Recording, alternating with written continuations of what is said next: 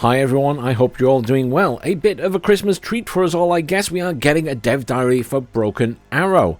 I'm sure many of you, like me, have been playing the closed beta a bit over the last couple of weeks. Obviously, please don't discuss it down below. It's still under non-disclosure agreement, so we still can't talk about it in public. But the devs want to pass on this message. Before we get into the dev diary, we wanted to thank each and every of the many thousands of testers who took part in the closed beta. It was a terrific experience for us seeing so many people enjoy the multiplayer games while sharing their opinions on the game in the private beta channels. It only reinforced to us with the conviction that Broken Arrow is going to be a great game. The closed beta ends today. As mentioned before, we will be back in January with the intention of opening a public demo. We'll reveal the actual date in early January. We have one last dev diary for you for 2023, so enjoy the read and enjoy the holidays.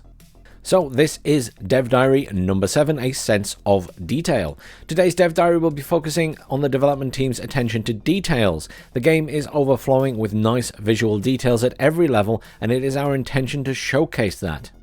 Textures and models. The first thing you will notice when arriving in the hangar, which serves as the background for the main menu, is how detailed the vehicles look. Each vehicle, from the good old classics to the most unknown prototypes or the newest machines barely in service, have received the same attention. Blueprints and in-depth photographic research are used to be as close to reality as possible. Customizable elements also received a lot of attention to make sure that they are perfectly compatible with the rest of the vehicle. If you move the camera around and zoom in a bit more, you will notice even more details, like the cockpit of the planes, the weapons they carry, and the pylons holding them. Helicopters are not to be outdone with a level of customization equivalent to the planes. Here is the MH-60 IDAP of the Special Forces, equipped with laser-guided rockets and Stinger anti-air missiles. When switching to the infantry tab, you will notice that soldiers' equipment vary from one squad to another to show their role, and each soldier is slightly different from the next, with a different body size and variations of their equipment.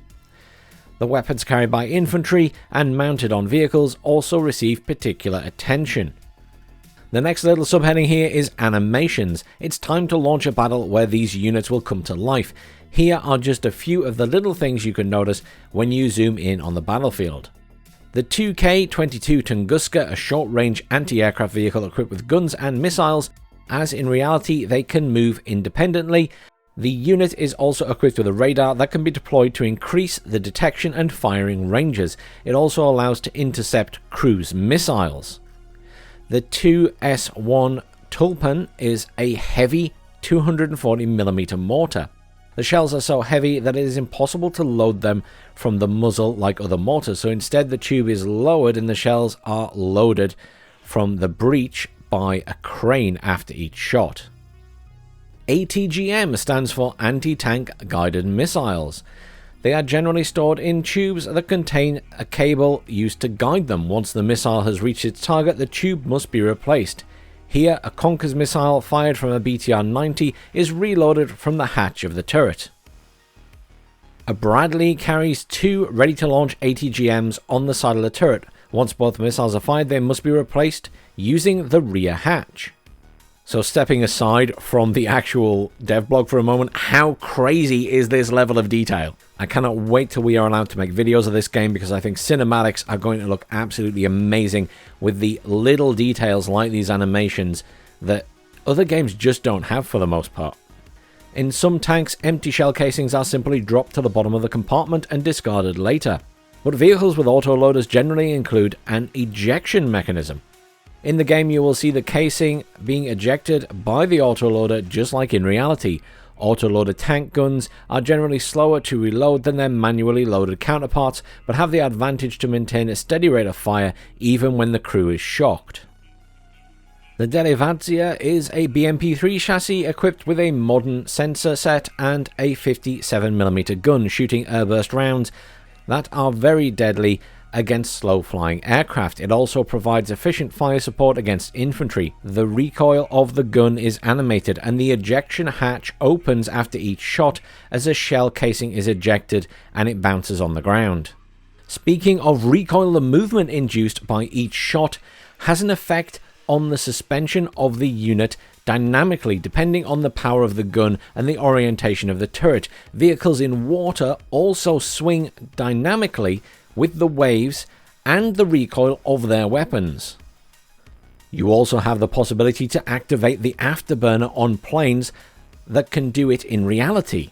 When you do, flames spout from the engine, a thick smoke forms behind the plane, and when the sound barrier is reached, you can see and hear the sonic boom effect. In addition, on the planes with variable sweep wings, this is accompanied by the animation of the wings switching to supersonic mode.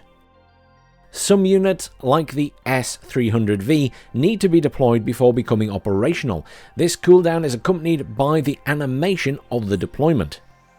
Iskander-M deploying its 2 ballistic missiles before shooting. This unit can also be customized to carry cruise missiles instead, in which case it is named the Iskander-K.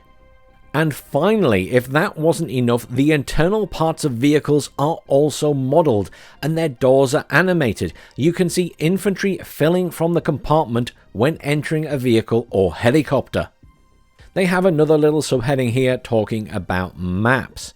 So Broken Arrow's maps feature dense, detailed urban areas that rival even city building games.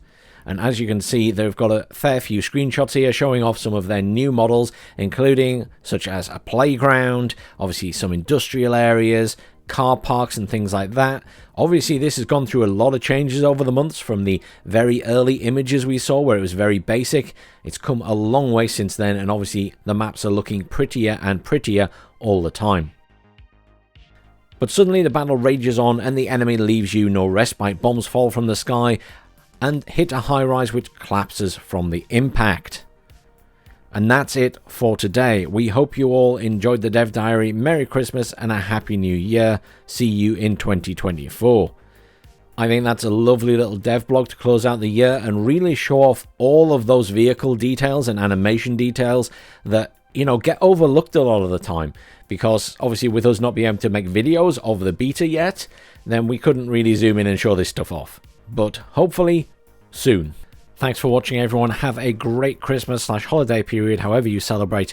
And I'll see you all in the new year for some more Broken Arrow.